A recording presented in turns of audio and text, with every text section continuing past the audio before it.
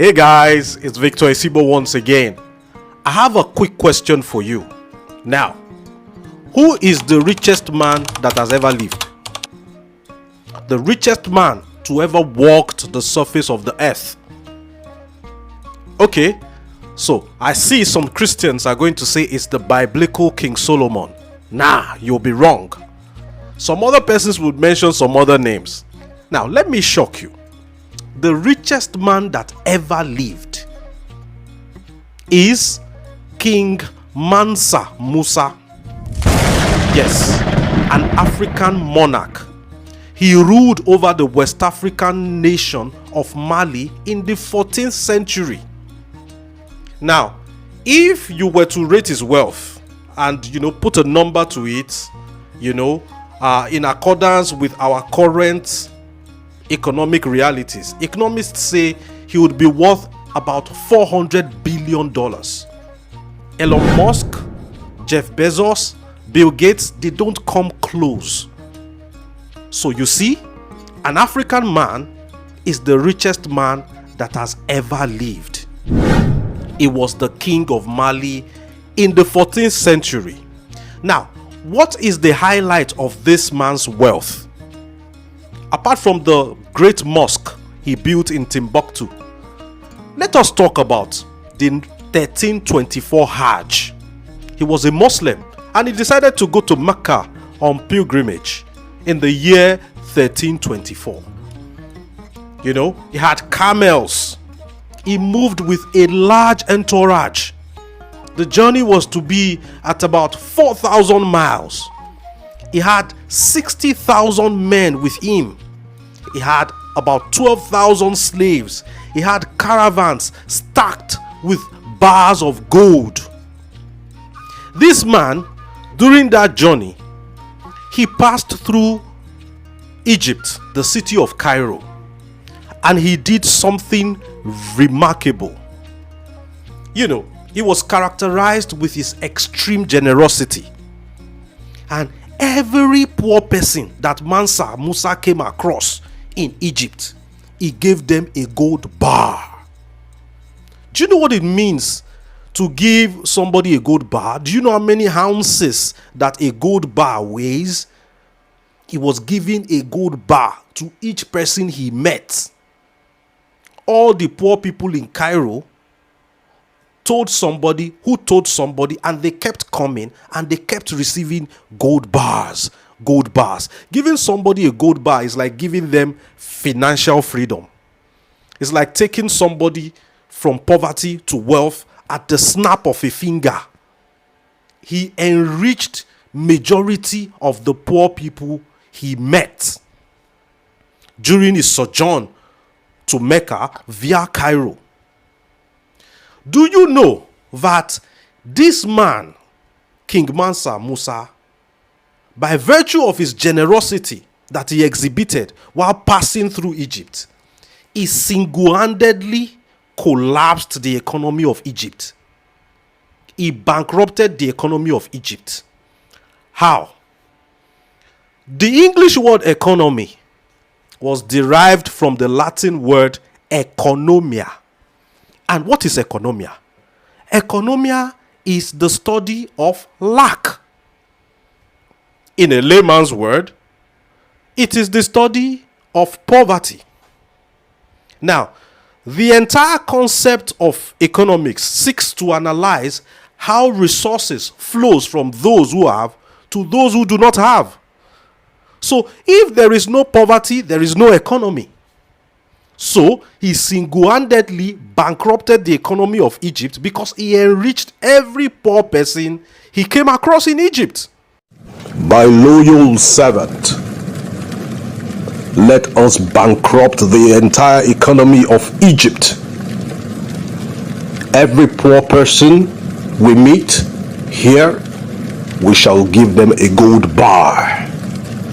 And every poor person shall become rich in Egypt.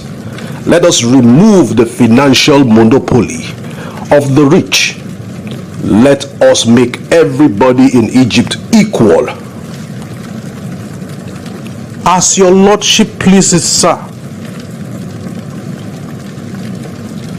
And for decades and centuries long after I have gone to join my ancestors, history will never forget the year that I, King Mansa Musa of Mali, passed through Egypt.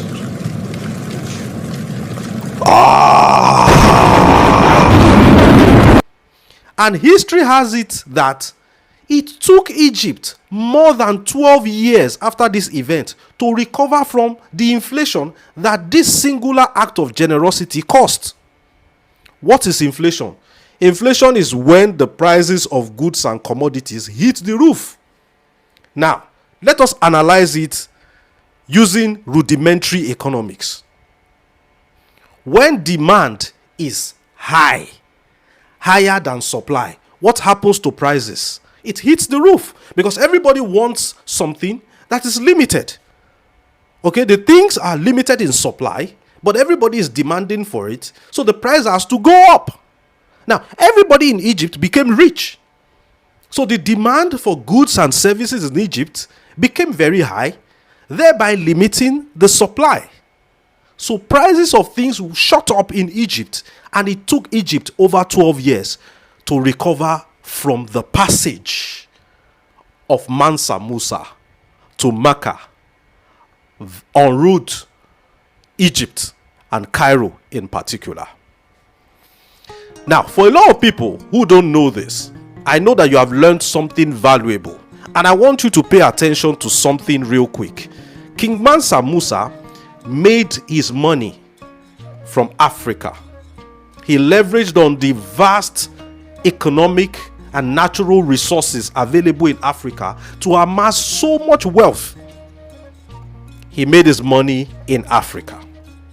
Now, when you go through the Forbes list of richest people in the world, the African people, especially the Nigerians that made the list, they all live in Nigeria, and majority of their investments that gave them all that wealth are domiciled in Africa.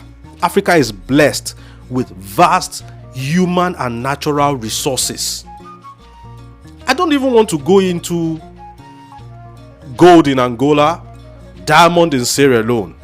Let's leave all that. Now, let us talk about the main reason why I made this video.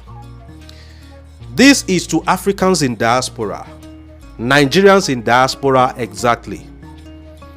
Let us stop going about giving people the impression that, oh, Africa or Nigeria in particular is such a terrible place. You see a lot of people who are relocating to Europe saying, well, I'm leaving Africa, I'm leaving Nigeria because Nigeria has so much problems. So I want to go and make money outside Africa. I want to go and make money outside Nigeria. Why? Because Africa, Nigeria in particular, is so full of problems. Then I tell them something that they have failed to realize. Who are businessmen and entrepreneurs? They are problem solvers. For you to be able to convince a man to hand over their money to you, it's because you're helping them solve a problem or meet a challenge. That is the transaction that brings money to you. You give out a service in return. So you say there's so much problems in Nigeria and Africa. That means that there's so much wealth there. That means there is so much income opportunities there. Because in the abundance of problems is the abundance of wealth. If you can provide a solution to any problem, it's an income opportunity for you. So if you go to an environment where there are minimal problems, it means that you have minimal opportunities to make money. Now, electricity, epileptic electricity in Africa, in Nigeria. You are a generator repairer or a generator seller, and you've decided to relocate to where they have electricity 24 hours. How are you going to survive? Your know-how is useless. Okay? So, for those that are in diaspora, stop saying everybody should leave Africa or leave Nigeria because there's so much money to be made abroad, everybody should leave. No, those that are at home, we that are at home, we are also making money. We are leveraging on the vast majority of opportunities, and we are leveraging on them, and we are making some good money for ourselves. A lot of people who have left Nigeria, Africa at large, for a long time, for decades, they come back and they are amazed at the amount of success that those that they left behind have made. A lot of them, because of this, decide to relocate back home because they never knew that these opportunities exist. MANSA MUSA made his money in Africa. Aliko Dangote is making his money in Africa, in Nigeria. Femi Otedola, name them, they are all making money here. Mike Adenoga, they are all making money here. Folorunso Alakija, making that money here. So don't believe that because you left Africa you have made it. There is a general misconception when they hear that somebody has left Africa. Oh, he's fortunate, he has made it. No, there is more money in Africa than in Europe. This is talk for another day. Africa enriched Europe. Talk for another day. So guys, there is a lot of opportunities to make money in Africa. All you just need to do is look around. All the problems that you're complaining about, look around. Which one can you profile a solution to? And therein lies your pathway to generating enormous wealth for yourself. We all can't live. If we all live, who will take care of our Mama Africa? I hope you enjoyed this video. If you did, smash the like button so that the YT algorithm will recommend it to more and more people. Share this video. Share this video on your social media so that everybody can see it. And of course, please subscribe and let me see what your thoughts are in the comment section below. Till I see you in the next video, it's bye for now.